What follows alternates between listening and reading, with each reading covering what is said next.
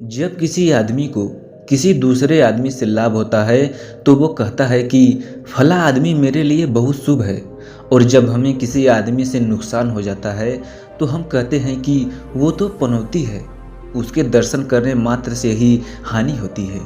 लेकिन सोचने की बात यह है कि क्या कोई आदमी वास्तव में हमारे हानि का कारण हो सकता है, या फिर हमारे लाभ और हानि के केवल हम ही कारण होते हैं।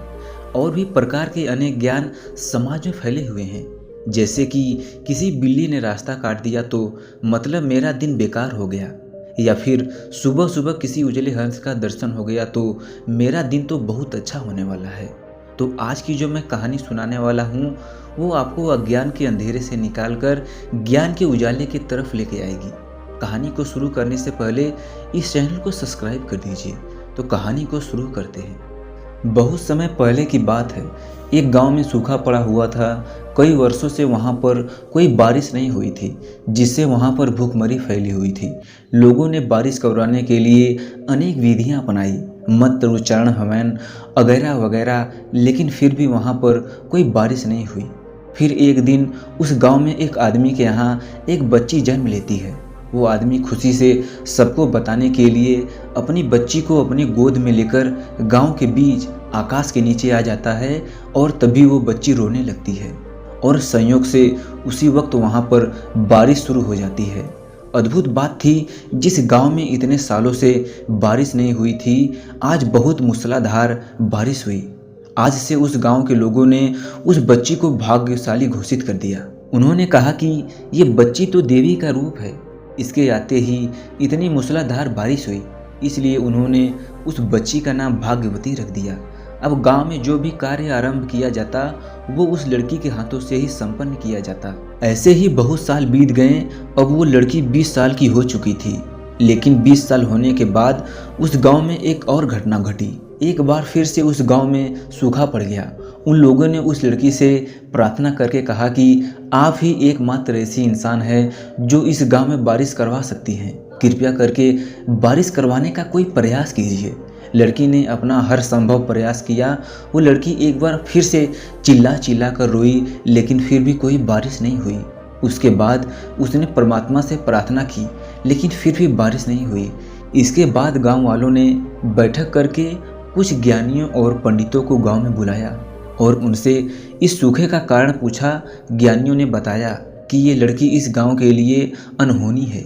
ये केवल 20 सालों तक ही इस गांव के लिए भाग्यवती थी, लेकिन अब ये लड़की इस गांव के लिए अभिश्राप हो गई है।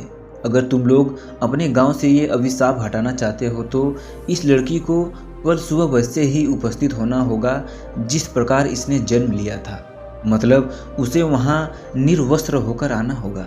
उसी दिन, उस रात, उस वक्त लड़की के पिता ने भाग्यवती को उस गांव से भगा दिया। लड़की अपने गांव को छोड़कर भागी चली जा रही थी।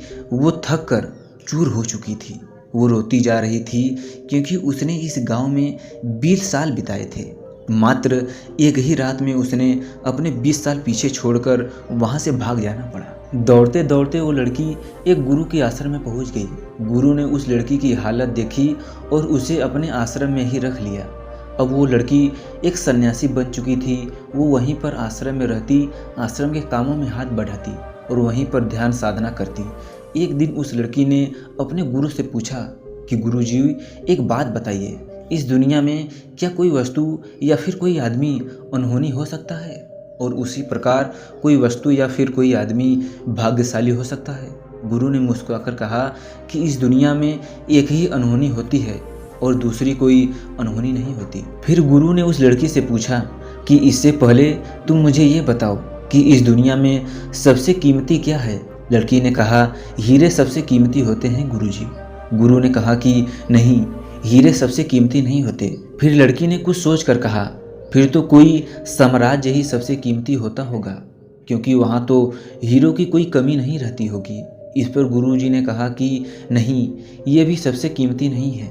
सबसे कीमती इंसानी शरीर होता है, और इंसानी शरीर में सबसे ज़्यादा कीमती इंसानी मस्तिष्क होता है, क्योंकि इस शरीर से और इस मस्तिष्क से हम जो चाहें वो पा सकते हैं। इस मस्तिष्क से तुम हीरे भी कमा सकते हो, तुम साम्राज्य भी खड़ा कर सकते हो। ये सुनकर वो लड़की कहती है कि गुरुजी, दुनिया में अधिकतर लोगों के दिमाग में लालच, द्वेष, घृणा इत्यादि पनपते रहते हैं, वही उनके मस्तिष्क में भरे रहते हैं, तो ऐसे मस्तिष्क को और ऐसे शरीर का क्या फ़ायदा।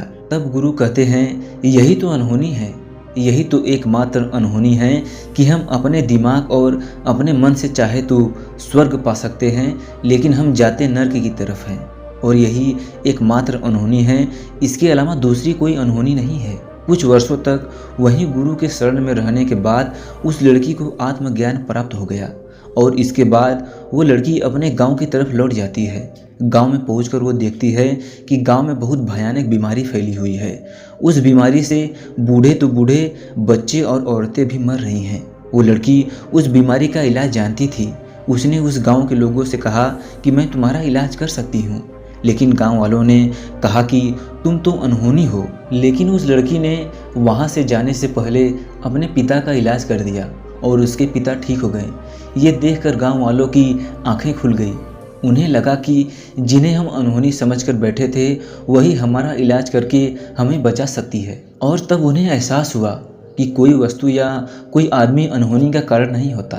दोस्तों, उन गांव वालों की तरह हम भी अपने मन में किसी आदमी या किसी वस्तु के प्रति अपनी धारणा बना लेते हैं। वो धारणा समाज में फैले अंधकार और अंधविश्वास की वजह से पनपती है। लेकिन आप अपने आप से ये सवाल करिए कि क्या कभी आपने किसी अनहोनी के कारण अपने आप को दोष दिया है, अपने आप को जिम्मेदार ठहराया है?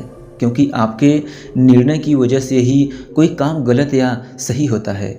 इसलिए दूसरों को अनहोनी का कारण बनाने की बजाय खुद के अंदर झांक के देखिए, आपको जवाब जरूर मिलेगा। आज हम देखते हैं कि जो लोग पुराने समय में अनहोनी माने जाते थे, आज विज्ञान ने उसका हल खोज लिया है।